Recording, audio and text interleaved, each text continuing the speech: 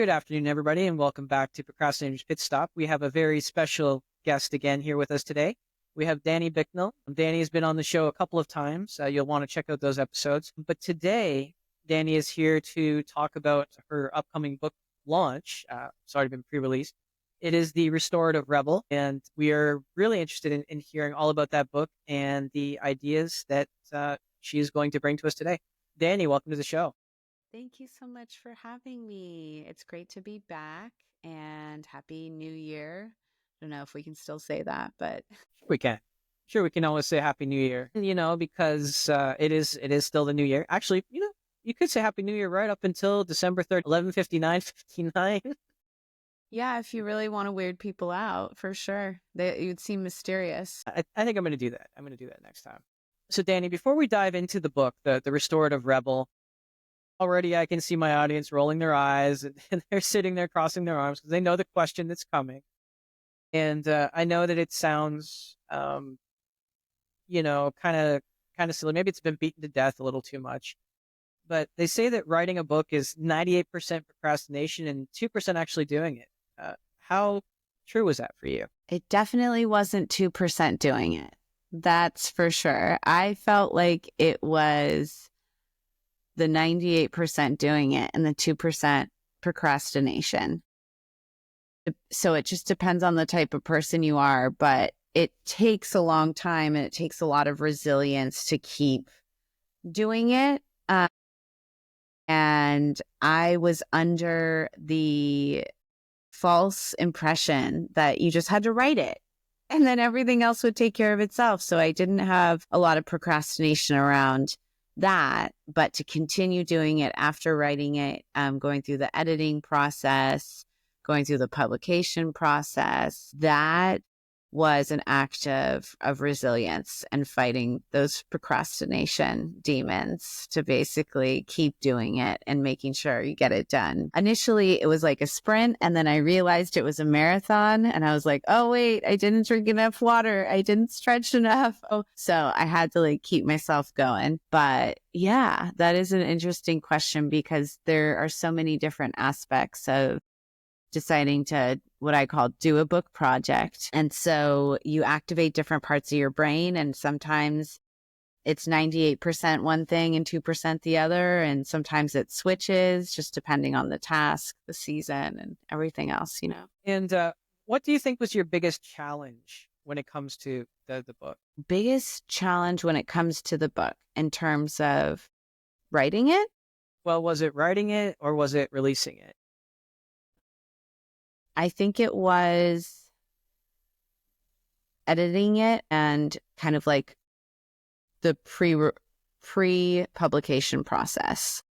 There were a lot of rewrites and revisions and, citation updates and formatting and all of these things that I wanted to put time into. But in many ways, I did this project because it was new for me.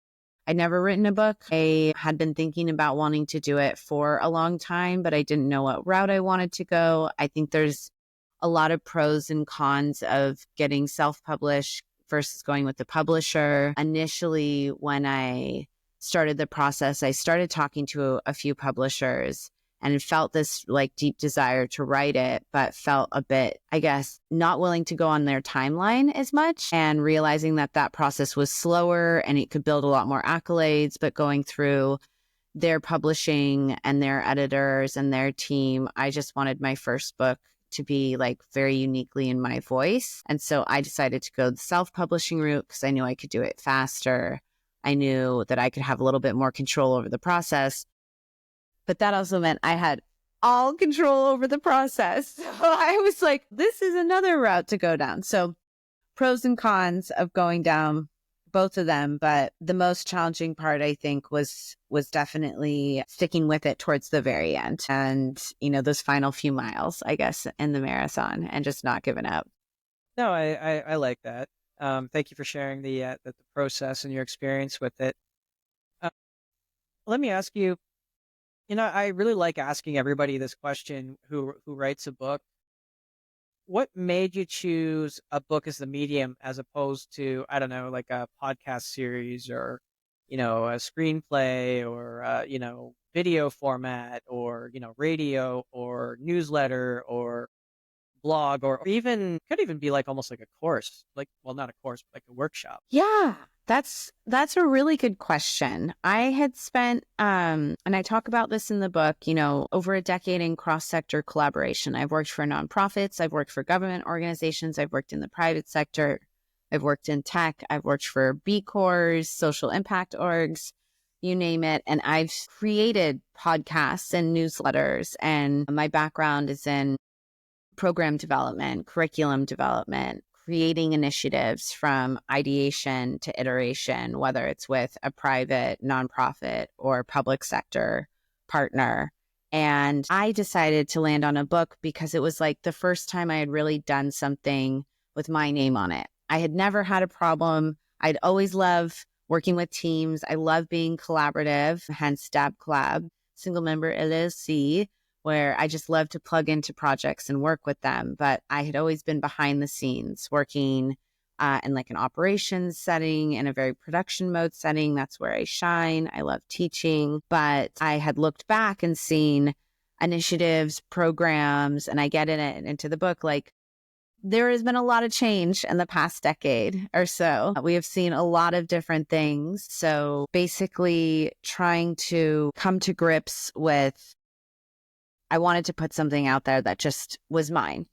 And not like it was coming to grips with something that I wanted to do for a while, but I was very afraid to do it because there is a lot, I think, of fear around putting something with your name on it. And I really have so much empathy for authors because it's a very vulnerable process. It can take a long time. Some things can come very naturally. Other parts of a book can come very unnaturally, but it's an endeavor. And then once you put your name on it, people are going to be like, oh, but what about that? Or, oh, that's not very good. Or why did you have to write it like that? And then you're kind of out there. So I had danced around the idea of doing it for a long time and then kept coming back to it because I was like, the other mediums I've done and I want to continue doing in a collaborative way. But I want to write this book for myself. I've written, graduate thesis and policy reports and big things like that. And so this is a mix of the research that I've done, some of the frameworks that I've set up, some of the musings and memoirs of just trying to see how these different initiatives can take off and how the forces around us, our culture, our family, our friends, our businesses, our own minds can keep us from doing what makes us feel fulfilled. Oh, that they can, yeah, I keep coming back to that one quote from John Goodman in that movie. Man, what movie was it? I forget. But he was all about that. Anyway, the bottom line is that he said that you want to be so solid in your identity, finances, stability that if you don't want to do something, you can just tell them to go away, right? How does that sort of mentality play into the book and sort of internal capitalism? I mean, is that the goal, to become self-sufficient so we can start something or to change something from in, or what's the... So the goal in the book is just to question the system you're in and to take pressure off yourself from needing to change. I think the way that I had interpreted and felt internalized capitalism is that if I just work hard enough, if I just keep producing, if I just keep working in ways that didn't feel healthy or natural, that I would get what I want, which, success, money, fame, and all these things. But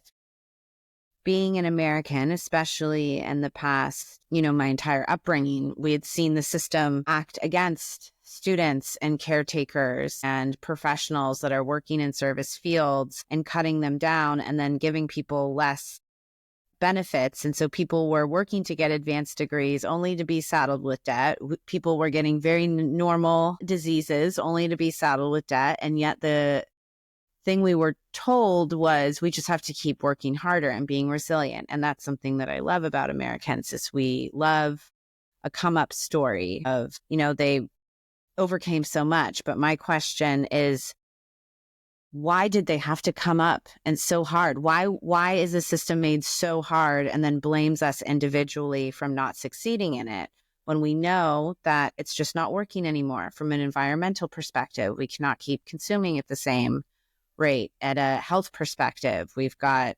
you know, epidemics of loneliness and parental stress and burnout at work. And yet we're seeing a concentration of wealth that humanity has never known being concentrated into a very, very small percent of the population. And so it's not that it's going away. It's saying, hey, just don't put so much pressure on yourself. The system is totally rigged. And as Jill Heron Scott said, you know, the revolution will not be televised, in the sense that the goal is to free your mind first, to question the myths or the things that internalized capitalism tells you about your value, about what you should be doing, about what you shouldn't be doing, about rest, about care for others, yourself. And then through a million tiny acts of, you know, pushing against it in whatever way you can, because we're still living in it, how we can change it, because it's not working. We're all seeing that. And so I decided to write a book about it that incorporated some of my personal experiences that I'd seen in the field from different sectors, and then also looking at cross-cultural perspectives. Spending a lot of time in Canada and France was really eye-opening. And so bringing in those other perspectives, just as all countries are influenced by each other in some way, we as Americans have a lot to learn. So yeah, we're going through, I think, what is a tough time. And this is just a little bit of a reprieve to say it exists. It's a scam. It's not your fault. Let's play with it. Let's push back a little. Let's take care of ourselves. No, and I like that. It's not any one society. It's not any one place even. Well, I'm sure you know better than anyone. I mean, you know, across the world, we're putting value into things that aren't permanent, and we're putting value into things that we're learning later on just don't have value anymore. Just heading back to your book, what is your That's a tough question. I'm gonna have to ask you the same question too afterwards. I think chapter 7 is about finding joy and taking care. The book's divided into 3 sections. And in that section, I look at both my own journey to like trying to work on my mental health, try and incorporate new perspectives, what's changed about me and how I question the working world and just internalized capitalism as a parent, and like finding joy in the absurdities of the system and trying to be light with it all, I think was something that was a nice, like, memory as I was writing it and reading it. But each chapter is based on a theme, and each theme is broken down from like an individual, business, and a societal perspective. And so there's different sections that I think resonate with me. Yeah. What about you? What was your favorite part of the book? Well, you know, I have been a stickler for internal capitalism a lot. You know, the idea of joy, the idea of, you know, not basing ourselves on output. Like we had that little discussion before, right? Is the only reason that this business exists to put out 10 million pairs of shoes and make $20 million, right? I think that we need to start asking ourselves these questions and more about like what we want to be and what the purpose of the system is, right? No, I mean, I just like the fact that we're going to question it more and just say why does it have, like you were saying before, like why does it have to be rigged, or why does it seem rigged? Is it that are we going to learn later on that it's really not rigged? It's just we weren't told all the rules. Well, what's the difference? Because it's rigged depending on whether if you're holding power, it's not rigged. And if you're not holding power, it's rigged. And the system is designed in a way where if certain people don't know the rules, they won't win. And we're told that that's our fault, where financial systems both rely on one metric, which is capital, and that's not human capital or like environmental capital. It's just money. And that's a very simplistic metric to measure, I guess, productivity. And that's exactly what we do. But when we make them more complicated and we don't teach everyone the same rules, and we have the power to make it more simple, and we have the, it's just psychological willpower that, yeah, people will spend tremendous amounts of that same capital to educate people and say they have to be made this complex. And it is your fault for not knowing the rules.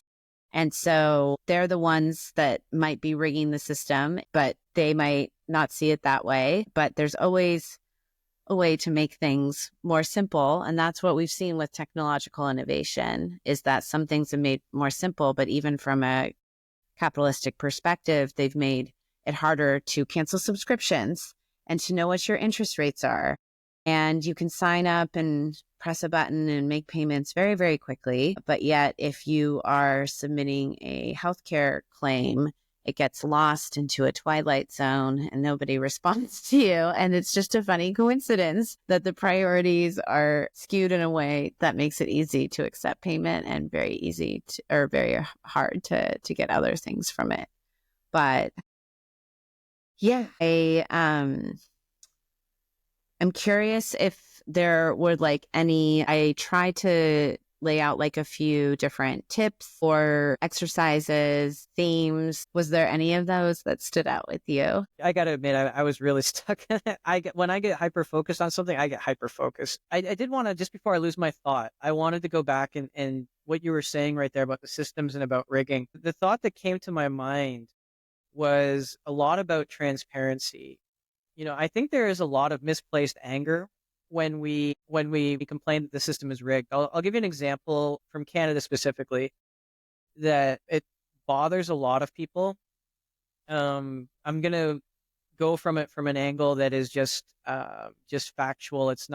Has nothing to do with politics, has nothing to do with financial systems the way they are or anything like that. When people come into the country and they have to take their citizenship test, they are required to learn the rights, laws, and responsibilities of citizens.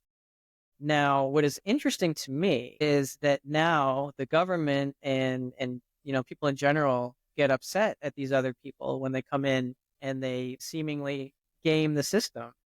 But I mean, that's the way that the system is set up. It's why I brought up the fact about not knowing the rules and transparency, because I don't know what it's like in other countries. But here in Canada, as a citizen, if I go to my government and I try to figure out my taxes even, it's like pulling teeth. But if I want to apply for citizenship, they give me all of that information in a nice little huge book and say, good luck, you have a test on it. I'm just trying to see what the disparity is there. I mean, it's about incentives, and it's about different cultural norms, and it's about innovating with 21st century, which is happening with AI, happening at a breakneck pace. But I think your question is just, it's a little bit off center, but I'm going to bring it back to center in the sense that immigration is borders that don't exist, that are being put up, and it's not a good thing. It's not a bad thing. It just happens. We all immigrate, whether it's for economic reasons, political reasons, war reasons, natural disaster reasons. It happens. And different countries have different ways of making that process harder or easier. And that can be really frustrating, especially in the United States, where there's just a very little disregard for human rights, I think, right now. And, in Canada, on the other hand, no country is perfect, but you're right in the sense that they're not providing their own citizens with the same information or the same incentive structure. And because they have a certain incentive to treat one person a certain way and give them information and treat you a different way, will make it feel rigged depending on which side you're on. Just going back to that previous point. So would it be fair to say that maybe the difference between a rigged system and a not rigged system would be just transparency? Yes. But that is very that's a simple answer to a complex question, because the book is all about learning from multiple perspectives and learning from multiple different frameworks, breaking away from this simple metric of internalized capitalism that bases your wealth and a society's wealth on one simple metric and moving towards a cornucopia, a kaleidoscope of different ways to approach it. So the simple answer is like, is transparency best to make the system not rigged? Of course. How are you defining transparency?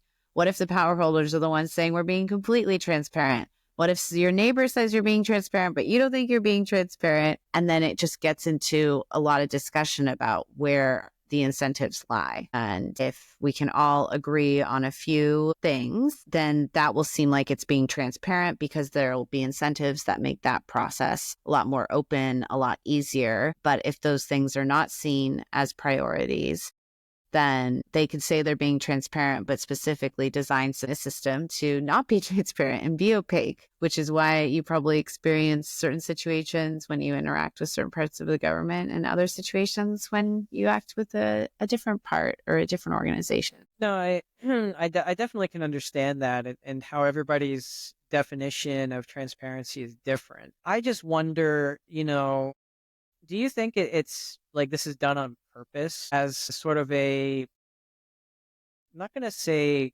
I won't say control method. I'm going to say more like a filter method wherein we make it or they make it a little more difficult to, I don't know, kind of, it makes it sound bad, but I don't know how to shine it a different light.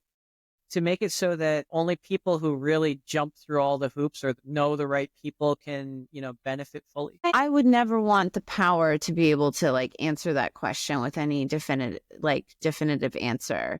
I feel like the whole point of me writing this book was that I was tired. I felt exhausted. I felt like I had set very high standards for myself and wanting to be the best person I could be. And then looking at friends, family, colleagues who I admired, to see them go through really, as I mentioned before, it's been a crazy past few decades. So death, destruction, resilience, everything. And realizing that this simple metric for success, what I felt like I was suffering for a long time, internalized capitalism, wasn't serving me, wasn't serving the people I loved. And it was actually tearing us apart. And it's not to blame a system or an individual, but it's to blame what our culture allows. So of course we can move it back to systems, governments, right, wrong. But at the end of the day, just going through this process for me was writing about how I saw things in this very simplistic way, because that's what I was raised with and what I saw all around me. And I just decided to question it. And I brought in perspectives from my travels, from my education, from my friends, from my family, from people I've interacted with all over the world in different capacities. And that felt a lot more fulfilling, to question more than accept, because the accepting part wasn't working. And I really saw that happen in the 2016 election when Trump won the first time. I saw that happening with COVID. I saw the lack of care that happened. I saw the care that happened in the beginning when we all felt like we were binding together. And then the lack of care that happened towards the end as internalized capitalism said, no, we need to be producing again. We need to be buying again. Things need to go back to normal, realizing that there is no normal anymore. We just survived a global pandemic, and we're probably going to have more if we keep treating it as a fluke instead of something that we can collectively prevent if we just slow down a little bit. So at the end of the day, it's not as simple as it seems. And in some ways it's very simple of just, okay, let's take a break from thinking this is the only way to do things. And let's reimagine, rebuild, and redefine some other things. That is something that, that you're right about for sure. The last few decades have been a little interesting for sure. But again, that resilience and cycles. Everything happens in cycles. Nothing lasts forever. Rome rose and fell. The Ottoman Empire rose and fell. My toaster oven rose and fell. When they fall, there's destruction and there's pain, and that is really upsetting, because I feel like we're unnecessarily going through that period right now. There doesn't need to be as much death and destruction, but it also gets to a point where we've seen throughout history that it has to push back to rebuild again. So when you say the fall of, it yes means the fall of, but it also means a transition time, a transformation time. And there can be some good that can come from that. And so in my delusion, I try and hang on to that as well, that it's not just one way of looking at different empires rising and falling or cultures or ideologies. It's a transition to a new way of thinking. I love that way of looking at it as a transition. You might think it's silly, but I often fall back to the Three Little Pigs as an example. A lot of people know that story to be of resilience, right? The pig built the house, the wolf blows it down, they build a better, bigger one. But I look at it a little differently, and this, this may seem out there to some people, but I believe that, we need these agents of chaos or destruction. They're not bad. It's that we collectively, as creators, we don't really like to destroy what we build, even if the only way to get better is to, take it down and rebuild it, like in the case of the Three Little Pigs, right? If the wolf had never existed, Three Little Pigs probably would have been content to live in that house for their entire lives. Who knows? Maybe they even froze during the winter. I don't know. But the point is that it's not that it needed to happen, but I've noticed that, people on a personal level, as well as societies, they often need a push to change, whether that's, some cataclysmic thing or not, or whether we need to wait that long. That's a whole other discussion. Yeah. Yeah. I was like, that is a whole other discussion. Yeah. So, but I love how that happens. And, we talk about awareness on an individual level. And let me ask you, in that whole process, in your own journey, what do you think was the most surprising thing that you learned about yourself? It's a great question. I think the most surprising thing is I wrote about internalized capitalism because I, for a long time, didn't think that I was suffering from it. And just like any person that realizes that they have a problem, whether, it's like an addiction to a thing or a substance or anything, you're a bit in denial. And so I loved the idea of rest and care and leisure and everything. But internally, I was like, that's not for you. You have to work harder. You have to do that less. You have to do these other things. And it took me a long time to realize that that was just not necessarily a choice, but it was like a subconscious choice to constantly push myself. And, I say I'm like a recovering workaholic in the sense that there was a solid decade of my life where I was just like, push yourself more, do more, put in that extra effort, continuously like neglect the rest, put off the self-care, put off the family time, the connections, the art, the leisure, all those things that make you happy. Put that off because you'll get to do that later. And then I got to a point where I was like, this isn't working for me anymore. I'm feeling unhealthy, unbalanced, isolated. And once I realized like, oh, it could be a mindset that I'm really focused on. And I learned through therapy and research and, like I get more into it in the book of just all of my sources of inspiration and learning, was like, okay, maybe I need to free my mind a bit from this because it's no longer serving me.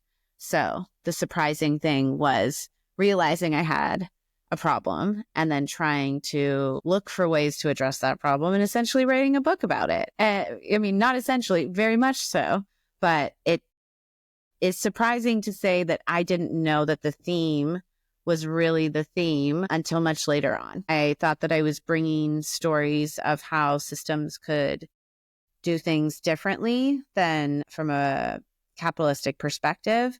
And then later on, I realized, oh no, but this is a personal journey as well, which is why I incorporated like individual, business, and societal considerations. Is you have to change your mind before you can change others or change yourself. So in order to do that, you have to like unlearn certain things. You have to, yeah. And then I tried to incorporate those learnings in the book and then was like, okay, internalized capitalism is a theme. Yeah, none of us really sits there and says to ourselves, we don't pick ourselves apart. We don't say this might be a problem. So, I mean, yeah, you could say a lot of people might be surprised by that, but it can sneak up on you, whether that be addiction, whether that be behavior that doesn't serve you. I mean, it's kind of that forest for the trees, right? I mean, we're so close to it that we can't really see it Yeah. without reflecting. Yeah. And I say very early on in the book, maybe this isn't for you if you don't want to question the system, you don't think internalized capitalism is a thing, you don't see it around you. Like, it's asking a fish, how's the water? If you don't think that there's anything there, then you don't need to keep reading this. But my experience was that it was there. It felt like the elephant in the room for a while. I started talking to a lot of people around me that were like, yes, it is a thing. And you talk about it a lot. And I'm like, okay, well, maybe if I write a book about it, then I won't have to talk about it so much. And yet here we are. I won't have to talk about it so much. Isn't that it's interesting? Well, I mean, there's that age old saying too. What you resist persists. Oh, yes. That, yeah. I, as a procrastination coach, how do you interpret that? How to interpret if what you resist, what you Yeah, like what do you see in your clients, or how do you kind of like mirror that back in your coaching style? well, I mean, it's pretty. I take a pretty like practical approach to that. It's like if I don't pick up those dirty socks and put them in the laundry hamper because I just don't feel like doing it. I mean, those dirty socks are just going to accumulate, and they're not going to walk out on their own, contrary to what my mother used to say to me. You know, they're not going to get just walk out on their own after they get so crusty or whatever. Because did you ever your mom tell you that if you left dirty clothes around, they would get up and walk away themselves or something? Maybe I don't have a strong memory of that, unfortunately. No, I would never have like left dirty clothes out. My mom liked to clean house, and I respect that too. But yeah, But that's the way I look at it. It doesn't have to be dirty socks. Could be dishes. Could be that fence that needs painting. Could be putting off your salt. The most dangerous procrastination part is actually ties in a lot into your theme there of looking for joy and self-care and rest. Many of us just put that off as not being important because, again, we're not being productive. But to swing back to, what you resist persists, that fence is going to stay there forever. Nobody's going to do it for you. yeah, The book isn't going to write itself. So if you yeah, resist writing it, yeah. And ultimately, we are the captains of our own ship to steer it. And so there might be rocky waters, but I think that when people say, oh, there's too many obstacles, there's too many icebergs, I try and look at it from a more opportunistic perspective of like, oh, let's see how we can challenge ourselves. And I think some others are just like, nope. Yeah. As you mentioned, the barriers are too high. Fence is too high. is that like the old Titanic? There's two types of people when they talked about the Titanic. So when the ship hit the iceberg, two types of people. First type is running to get the lifeboat. The other type is collecting the ice and selling crushed, snow cones. I've not heard that. No, I have I not just heard thought it was that. weird because that example has so many holes in it. Okay, Yeah, no, yeah, it that's hit the horrible. iceberg. So like, do you run around screaming in a panic into the lifeboats, or do you get snow cones and sell them, or like collect the crushed ice off the side? That feels like a very internalized capitalistic example, to be honest. Or people are like, oh, yes, I see this as an opportunity. And when I meant opportunistic, I meant it in a way of like, how do you challenge yourself to break down those barriers of resistance so that you can accomplish those things? Because if the system's a scam, why not have more fun with it? Why not be more bold, but in good ways, not in exploitative ways like the Titanic example? Yeah, I don't even know where that example came from, and it's just so bizarre to me. Danny, this has been a great conversation as always. A lot of interesting points. We are coming up pretty close to the time. It was great Is there chatting anything you with wish you you. would have asked but didn't ask, or anything that you feel that we should have covered didn't cover? No, I think no, and yet I'm saying yes. I think I wrote this book for people that might have felt tired like I did. Might have felt like they had been in a position where they had tried their best. They still felt like they were coming up short. They're still being really hard on themselves. Just know, like, it's not just you. There's a lot of external factors. We don't have to be so hard on ourselves. So I hope that this book brings a little bit of like laughter, a little bit of education, a little bit of challenging perspective, but it's for anyone that might need. Excellent. And thank you so much, Dani. And just before we go, you mentioned before that, it's in a pre-release, it's out there. Where can our listeners get a copy of the book now? Oh, And it's right there. what's coming up? So you can go and look at it at Amazon, bookshop.org, Barnes and Noble, anywhere that you buy your books online, it should be available. But the ones I mentioned, you can go to my website, which is Dani Bicknell, .com/The Restorative Rebel. And you can also, if you put The Restorative Rebel at your local bookstore, depending on where you are, you can order a copy if you want to support your local bookstore. So yes, it's out in the world. And in the next few months, I'm just doing interviews and wanting to get the word out. And so appreciative that you would have me back on the podcast. We're very happy to have you here. And to all our listeners, don't worry. We are going to put those instructions in the show notes for you. So you don't have to like grab a pen and paper and worry about that. Yeah. Once again, Dani, thank you so much for being on the show. And to all our listeners, sometimes it's good to question things, but again, if you don't really feel like rocking the boat, that's okay too. There's no judgment. I would recommend that you pick up a copy of the book if you are so inclined, just because it is a really good read. Other than that, thank you for tuning in. And just remember also, if you can't find that motivation or inspiration for yourself today, maybe just go out and try to be that motivation and inspiration for someone else. We'll see you again next time.